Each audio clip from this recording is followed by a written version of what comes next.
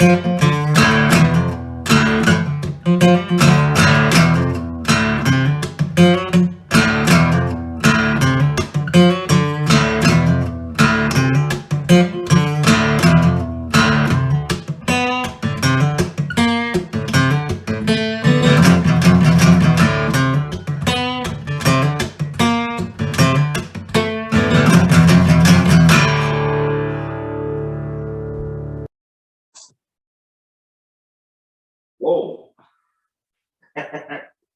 Man, that was pretty official, man. Yeah. Wasn't it though? What's going on, Chief?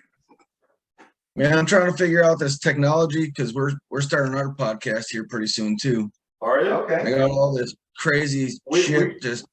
Yeah, we got one behind the computer too, there, Chief. Yeah, it's just all over the place. So hopefully the sound comes in okay. Yeah. Oh, sounds good. So I got my IT director and his wife both like making sure I don't screw shit up.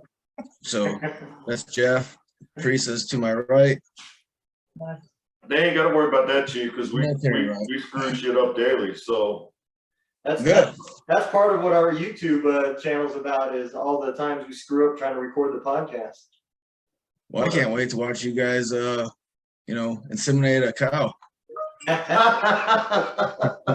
Thanks, Chief. Yeah. I'm not paying child support though. Hey, you never know, if your DNA is connected, they might be able to put a case on you in a couple of years.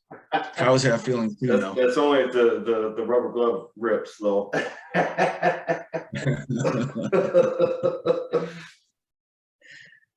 Well, I'm glad you could make it, Chief. I appreciate you guys having me. All right. I got this extra light that like makes me super shiny and beautiful. I got this microphone over here that I want to look at, but I know I'm not supposed to. You've always been a sexy bitch, Chief, so don't worry about it. Ooh. Well, Chief, I think what we'll do is we'll do our intro and get everything started, and then we're going to just start out with letting you explain how this organization came about and your role, and then we'll just get into questions from there. How's that sound? Sounds good to me. Yeah, it's nothing scripted, Chief. Yeah. We just pull it out our ass pretty much. Yep. That's good, just like the Army, Chief, nothing changed. I'm a pro at pulling things out of my fourth point of contact. Yes, indeed. All right, you ready? Welcome everybody to Two Drunk Dudes in a Gun Room. This is Don. This is Doug. Today we've got a special guest, retired warrant officer Chief Rathburn. He's here to talk about his organization out in Washington State, leavingthesideline.org. How you doing, Chief?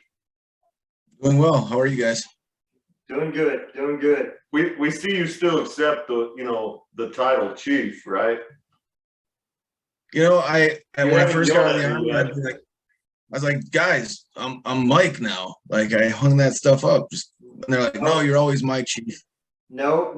When I looked at your TikTok, it still says Chief Mode 3. Well, funny story about that is, so I agreed to do this 100-mile ruck for suicide awareness, and anybody that stopped me, I'd hand them a message that I pull out of my rucksack. And then my wife asked me to move some furniture, that hoorah story about when you did something really cool, but not really. So I went to move a piece of furniture, and my bicep popped off from the shoulder blade down, and I went into emergency surgery, and I had like 16 miles left. So in my mind, I was like, I'll just cut the shoulder strap off, put the belt on the waist, and wear wear it on the other shoulder that's not been repaired. So I finished the 16 miles, but I was higher than a giraffe's ass, and then this organization called Travel Squad was like, oh man, that's Chief Mode. So they made t-shirts, and they did a fundraiser for a guy that was in Alaska that had an ATV accident that flipped 8 times and almost killed him. Wow. And he was a warrant officer that I was real good friends with, and he survived. That's like the rad fun way though, right there. Yeah. It is. I'm not gonna quit for any reason at all. All the stupid shit we did in the gym. That's the true fucking Rathbone way right there. Yeah, it's true. So Chief, tell us a little bit about this organization you're a part of. Yeah, so Leaving the Sideline is a 501c3. We're federally recognized, and we're housed in the state of Washington. Our focus is to prevent suicide. So we have three founding attributes: community, camaraderie, and compassion. The three things that, you know, when a transitioning veteran or first responder leave the force, it's the three things that you notice that you lose right away. The phone calls stop from the people that normally depend on you. The buddies that you spend a lot of time with kind of drift away. And then nobody truly understands why you feel the way you do. And in the military, people would kind of like, you know, First Sergeant Norton back in the day when Chief was all pissed off because the support battalion didn't know what the hell they were doing on a mission. You know, he had compassion for me, but he also like shared like insight that I didn't have at the time. So those things walk away. And a lot of people within the first 45 days of transitioning out of the military, either before leaving the military or after, they're in a very fragile state of mind where suicide is, you know, a very viable option for them. Yeah, I can definitely see that. In transitioning times for all of us, you know, when we all went through that, it definitely changes things. You know, you walk out feeling like a hero, and then when you get into the civilian world, you realize real quick that you are just a number. You're just another person in the background, and it does change everything. And it's terrifying, you know, because like for me, for example, I was a CW3, you know, ready to pin CW4, was at the top of my field. I mean, I was selected specially to go on the first group to be the first one of my MOS that ever went there. And then I was advanced 3 grades ahead of myself to operate as the group maintenance officer and jumping out of airplanes, going to countries all over the world. I mean, I was highly sought after. I had opportunities to go work in Tampa for SOCOM. And then one day, this 88 Mike, brand new private, fresh out of airborne school, taking him through JMPI. And I'm like, hey, man, make sure you pull the yellow tab. The white one will make everything drop. It was on my stick. I'm getting ready to go get my wreath. And I leave the aircraft. And my chute opens. I look up. Everything's good. I was like, all right, this is going to be an easy day. Float to the ground and just land and get the wreath. And the next thing I knew, I felt a rucksack hit me in the back of the head. And my parachute collapsed. And I woke back up and there was a foot connected to my face. And I thought it was somebody else landing on top of my chute and we crashed into the ground, but it was my own foot. And 2 years of surgeries and rehab and, you know, finding out that I wasn't invincible like I thought I was. It really brought a lot of humility to myself. And during that time, my wife also gave birth to our daughter, Mia. And my only goal was to walk before she did, because they told me it would be a year, maybe 2 years before I'd walk again. And that didn't sit with me. So the fight was real. That's where cheat mode comes into play. Yeah, exactly. That's exactly it. So with this organization, what is the process? Is it primarily just for veterans, or is it open for anybody that needs help, or what is your guys' primary focus? So our primary focus is the entire community, veterans, active duty, and dependents, the first responders and their dependents. Okay. You know, the perspective I got in this was when I got hurt, I got all the medical and mental support I needed, right? Yep. My wife didn't. So inside, she was struggling, she was suffering, and she didn't have a voice, and no one really cared to hear what she had to say. And, you know, I feel like that traumatic experience for her had made some difficulties, like for her to be able to process, like how badly injured I was, how long it would take for me to recover. Would I even be able to, you know, be functional as a civilian? And, you know, I feel it's important that we get those dependents, the children, the husbands, the wives of the service member that you know, they may have some traumatic experience that they need somebody to hear them out on. And this is the community where we're going to do that with the total goal of trying to commit or prevent people from committing suicide. Absolutely. Absolutely. So how does the process start? If somebody's looking for you, is it like a crisis line that they call, or do you guys come in after the fact, after they're starting to seek help? No, so we have Facebook, Instagram, TikTok, LinkedIn even. If someone sends us a message, one of our members will respond, and we'll figure out what it is that's causing the crisis. A lot of times it's people feel like their situation is something that no one else has experienced, but a lot of times the situation is very much the same as others. Right. And Absolutely. we have veteran service officers all over the United States. We have points of contact that can provide the relief, financial relief, or whatever the situation that's causing them the stress. We also have I have personal contacts that are recruiters across the entire United States for different corporations that also help with employment. Okay. Yeah, I mean, I can see that, because as a leader, when I was in, a lot of the problems, you've seen it repeatedly. As the soldiers came up through the ranks, their problems would come off, and the next rotation of guys coming up to that same rank would encounter those same things, whether it be the private that can't afford anything, that's falling for the pay here scams and everything else at the pawn shops and all that stuff, or the E4 that's wife is wanting to leave because he's gone all the time. I mean, all these problems become everybody's problem, and like you said, once you leave the military, you no longer have that support channel of the people above you that have been in those same problems as they were coming up, to go to. I know I still get phone calls and messages from soldiers, asking me advice, and That's good though. it is, it makes you feel good to know that you can still help.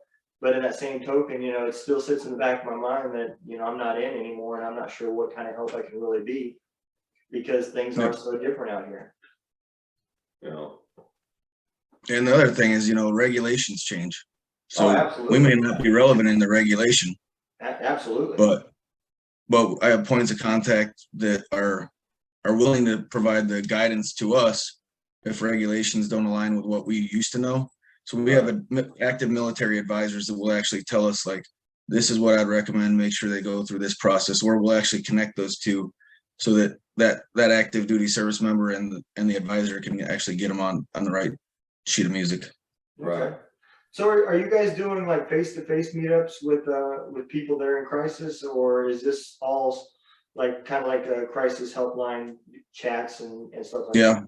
No, if I get a call, I mean, I've had, I want to say, over 40 calls from either service members, dependents, or even children of service members, that either the service members in crisis or dependents in crisis. And I've come in and walked in the garage and interfered with a suicide attempt. There's times where I've had guns turned at me because they wanted me to tell them what I was going to do for them, or it would turn nasty on me.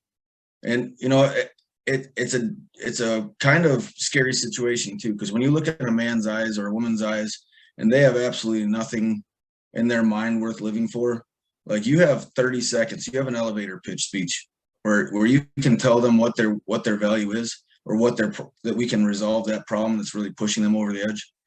And you really hope that it means something and will stick, because sometimes it's not actually a nice conversation. Sometimes you're telling them that they're making a poor decision and that they're not seeking relevant situational awareness.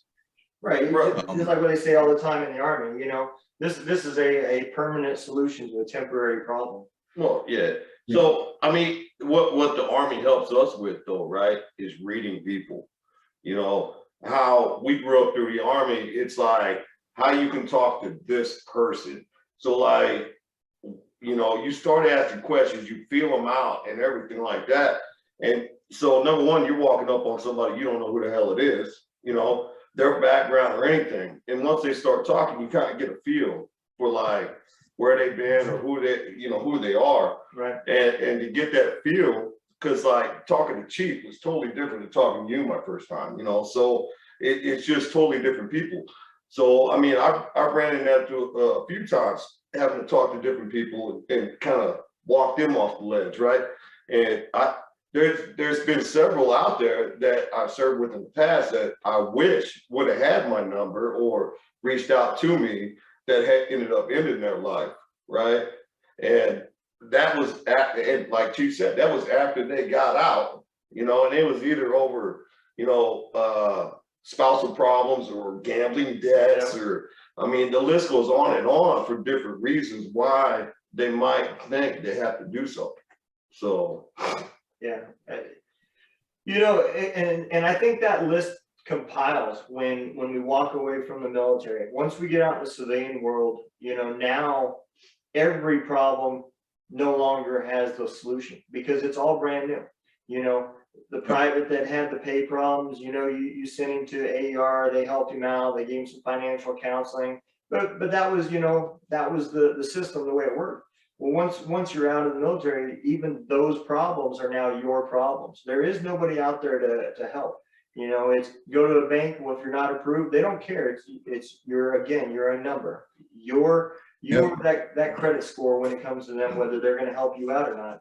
So, you know, other than a few churches and a few under paid programs out there that just don't have the funding to really do enough to help, I can see how once you transition, everything, you know, accelerates on how fast you get to that point where you're done.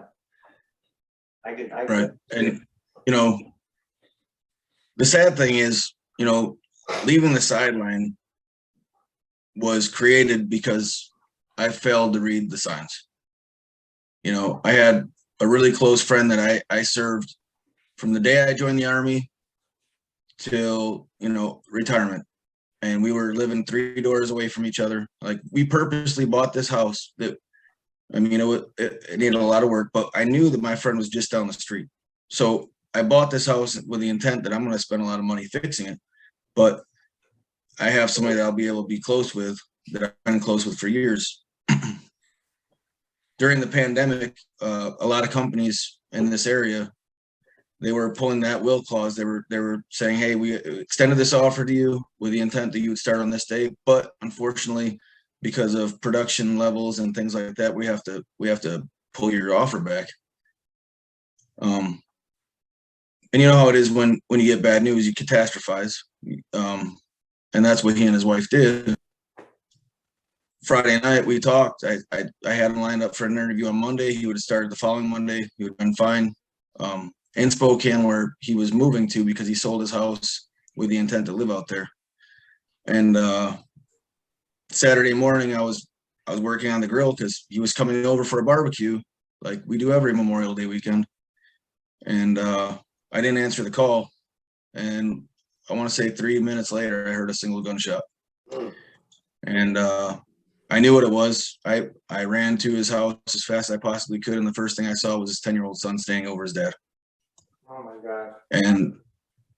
And it's, and be prior to that, you know, I saw other, you know, service members like that I had a lot of, you know, direct reports that also had decided to take their own life. And I said, you know, it's getting to the point like that everybody says something needs to change, something needs to be done.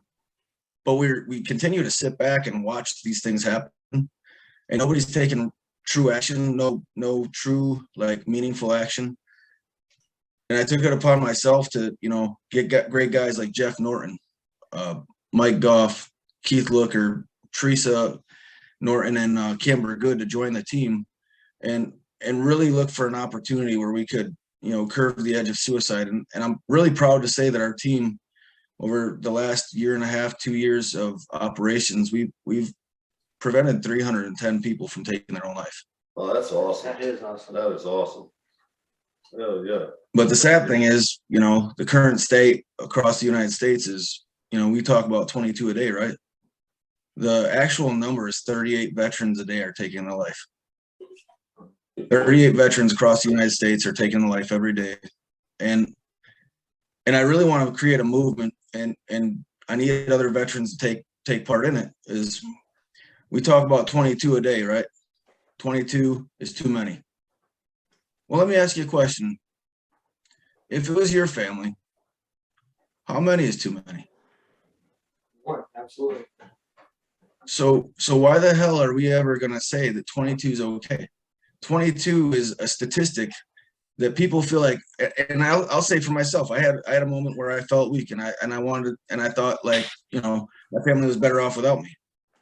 I could fall in that 22 a day, right? And it would be okay, because it's just a number that we could evenly fall into. But the fact is, we got to change the whole verbiage to one is one too many. If we keep saying 22 or 10 or 15, that gives people a scapegoat. But if we really push that one, and we really tell people that there's people out there that care, the suicide rate will drop. I mean, it's happened in Western Washington. It's happened in Northern Oregon, because we have people with boots on ground willing to take the action to interfere. And it's not always leaving the sideline direct members or leaving the sideline board members. It's people that, might be following our page and see like someone's asking for help, and then they make contact and they talk it out and they get them to the support that's needed. You see a lot of these online Facebook groups that I think they started out for that intent, and somewhere down the line it seemed more about how big they had gotten versus the cause that they were supporting. And you see it when you read through some of the chats of the way people are talking to each other. It doesn't really have that welcoming place of confidence where you would think somebody could really, that's in this mode, get help from. I think it's good that you guys are willing to be there face to face and intervene if need be. That's one of the things that they taught us in suicide awareness in the military, was at no point do you leave them to go get help. If you can't have somebody with them the whole time, then you are there until you can get them to the help or somebody else comes. Because the moment you leave, you just don't know what's going to happen. Right, and that's a mistake I made on one of my calls. Retired service member was asking for help. I was giving him the help. I was getting him the resolution. His wife came home. I said, "Hey, can you stay with him so that I can go get this stuff and bring it back to him?" And he and his wife got into an argument. He went in the garage, and the rest is still, unfortunately, what happened. But it's the biggest thing for somebody that feels like they have nothing to live for is to point out all the things that are obviously right there in front of them. Money's always going to be fluctuating, right? Absolutely. You'll never have enough, and you can always have too little, and you'll never have enough. Right. Yeah. And that, we were just talking about this in our last podcast. The biggest change that I think veterans go through is while you're in the military, you're really sheltered from how the economy plays with your family's emotions. We noticed that the price of food might go up just a little bit, or we noticed the gas has gotten a little bit higher or whatever. But for the most part, our cost of living allowance does this. We know that when we get a house, we're trying to get it to cover from our BAH and so forth. Yep. So, our money really doesn't get as affected. We don't have a whole lot of money, but we're not affected by the huge swings. And that was the biggest thing that got to me when I got out and couldn't find a job, because every place was filing bankruptcy, and I ended up opening up my own business. And those swings, man, I'm telling you, there was no AER to go to when you needed help. It was just figure it out. There were some depressing times in my 6 years when I owned that business. Now it's working for me. Now I'm even more depressed. But at least you guys got good drinks to have. That's every week, Chief. That's good. Yeah. I mean, perspective is important too. Like, I was at a transition fair today because, you know, I work with, I got WM Pacific Northwest market area that I work for. And I got to go to JBLM, and I was talking to soldiers about perspective. They're all like, I'm a year out, I'm 11 months out. I said, hey man, this is not a sprint. Yep. Do not worry about the job you're going to have until 60 to 90 days. Right now, what you need to focus on is honing your skills of interviewing, resume writing. Give me a call. We'll work on it together. But you need to look at the market that you're interested in, start building your network with LinkedIn, and really reach out to people and ask them if it's a role that you're interested in, what do you do for a day-to-day job? And ask for informational interviews. And most of these people were like, well, no one's going to answer my request. I said, bro, I tell you what, there are a lot of people asking for informational interviews, and there are people willing to provide their time. Oh, yeah. Yep. It's a definite thing. Yeah, the market you want to go into, but man, the state you want to stay or you want to go to is a huge factor as well, though. I mean, Yeah. if you're making, say, 60,000 in the Army and you're trying to you want to get out making that 60,000, the state you want to go to might not be paying that same amount. So, you know, Yeah. it was a huge change when I got out. Like, And perspective of what you think you're gonna make when you get out. oh yeah. I mean, that was. That's where I made my mistake.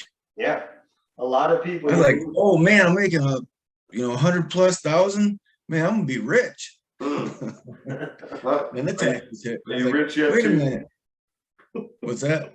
Are you rich I just yet looked at too? the taxes. Yeah. In this state, man, golly. Joe Biden's getting a limousine off my taxes. I tell you what, that dude's riding dirty on us.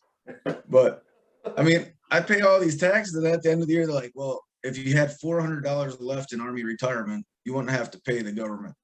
I'm like, well, damn, man, I'm getting slapped twice. The waste management check's getting taxed out. The Army checks, I'm making too much from the Army check. I mean, come on, man. It's like, it's not even that much and then the worst part is like, so a financial broker said, hey, man, just invest your retirement check. Every month, just put in a retirement check, put in some investment plan. So me blindly being blind, I'm like, okay, put it all into this investment account. But because it hits my bank account, then debits to this investment, well, you're getting that money in your pocket. So we're taxing you. And, my wife is pretty frugal as it is. So when she sees like we're paying the government like $5,000-6,000, she's like, I don't know what you got to do, but you better stop doing it because I don't want to be paying Joe Biden all this money. I'm like, okay, well, I said, well, we still have to pay taxes. Like that's just what you do in America. She was always a smart one, Chief. She is. She's way smarter. I know. Except for buying Corona. Well, I don't know if she was smart. They were cute, I think though. they were like this big, though. They were cute. Yeah, we'll go with that. So Chief, what's the best way if somebody's in crisis? What is the best way for them to reach you? So, power of social media is fast. If we get a message on social media, I will say within 6 to 8 hours, somebody will be responding. Now that may not be fast enough. So we also have the suicide hotline that we recommend people go to. Okay. Immediately, those people are more qualified than we are to support them. But if they still want somebody to talk to, they still need that community camaraderie and compassion. We're still going to be there to offset conversations, like if they need a side conversation or they want to go out and get a burger or coffee, whatever. Our team's dedicated to meeting them in person, to letting them know that there's maybe even share comparable stories. Right. They're not on their own. Are we talking the suicide hotline at 1-800-273-8255? Yes, sir. Yep.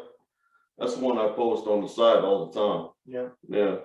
And I'm going to tell you, like, I've called that just because I was curious, right?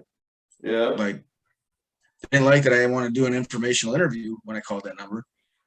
But I said, hey, I'm a veteran and I have friends that are, going through hard times. So I want to make sure if I had a friend that called you, that you're going to actually provide the support that they need. Like, what are you giving them? What ways do you elevate their support? How do you make sure that if they're in a very dark place, how quickly can you get somebody to their home to intervene? And it's a remarkable process because sadly, they wanted to show me how fast they could get the cops to my house. And it was probably within 2.5 minutes. they Wow. said, And wow, yeah, but the cops weren't mad at me. They were just saying, we heard that you were kind of testing it and we take these calls very serious. So they did a check on me too, just to make sure I was okay.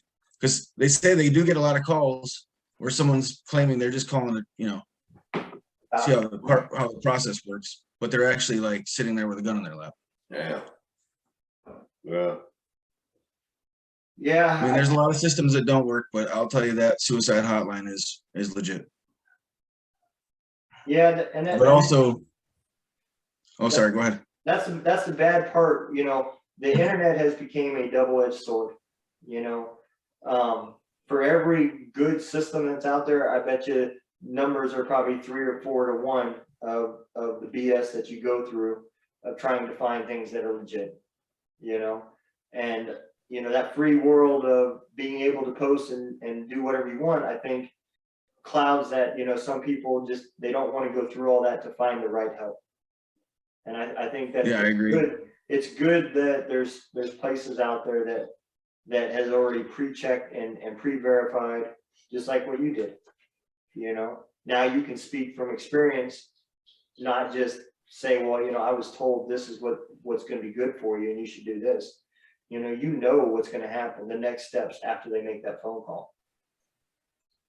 And I think it's really hard to give any advice if you've never walked in the shoes. oh, yeah. Yeah. So I've taken it a point to, I struggle with, PTSD, depression. Sometimes I have like issues with how I see myself, right? And I always feel like, whatever I do, it's just not enough or it's not good enough. So I have to find a way. So I was seeking counseling, and I went to one doctor, he was a flop. Went to another doctor, she was cute, but I couldn't concentrate because she had bubble gum in her mouth, was kind of clicking. And then I went to, several other doctors and it just didn't work.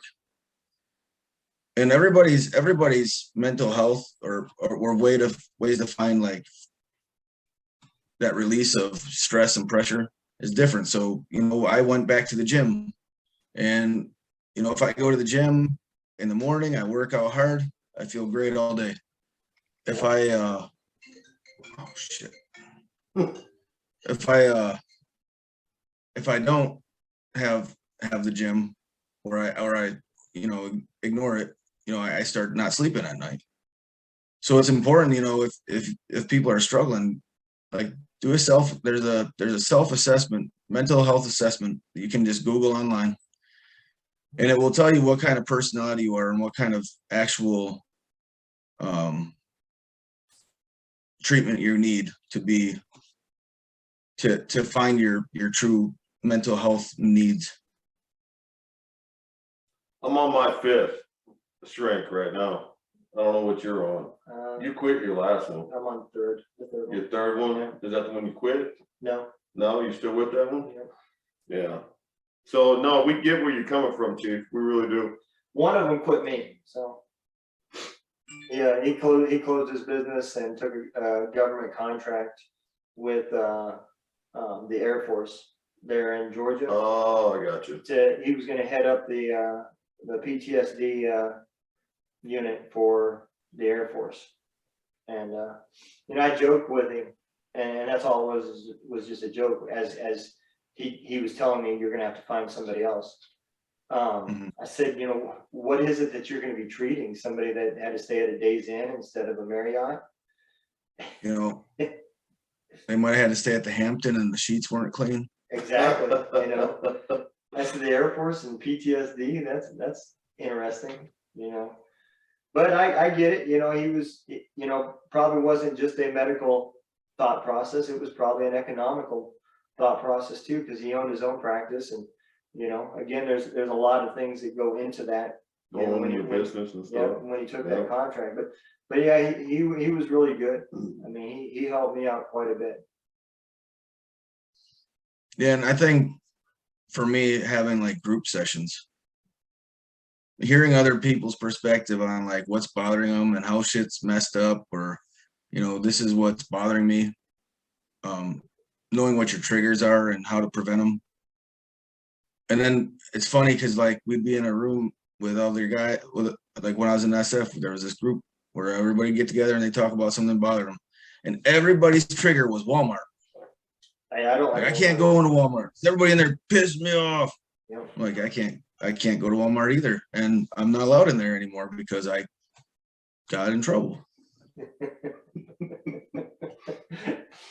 Yeah, I go, but yeah, my wife and my mom both, they know time is limited, because the longer I'm in there, the more somebody's gonna piss me off and I'm gonna say something. Little stores like Dollar Tree, I don't go into Dollar Trees. I stay in the car. Just how small all the aisles are and everything, I don't want nothing to do with I it. just go into liquor stores anymore. That's all I can deal with, so. Liquor I don't go to stores. IKEA either. Yeah, Oh, go to IKEA. That's in St. Louis, we don't go there. Yeah. I feel like I get lost in a maze, can't find my way out of there. My wife's like buying everything she sees, and I'm just like, Well, that's a trigger right oh there. my God, get me out of this place. There's a trigger. That's a trigger. Yeah. Yep. And then can you believe the audacity they have of like trying to kick me out of the bed? I mean, there's a bed there, you got to test it, right? Yeah. Why wouldn't I test the bed out to see if it's comfortable? I unmade it, I got in it. Chief, I gotta ask though, what were you doing on the bed? I was laying on it with my shirt off. I just wanted to make sure it felt good on my back. At least it was just your shirt, Chief. Well, Chief, I'm glad you wasn't purchasing a toilet that day. You know, that's on my bucket list.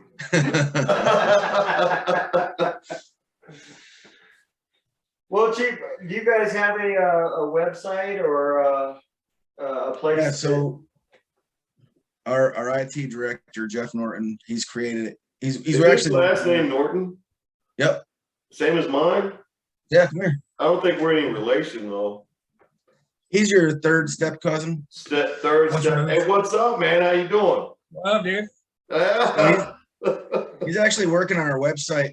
We have a website that's open right now. You'll see about our story about why we founded. Okay, all right. But he's working on a really nice, more eye appeasing, more like informational website. Sleeker. Okay. Okay.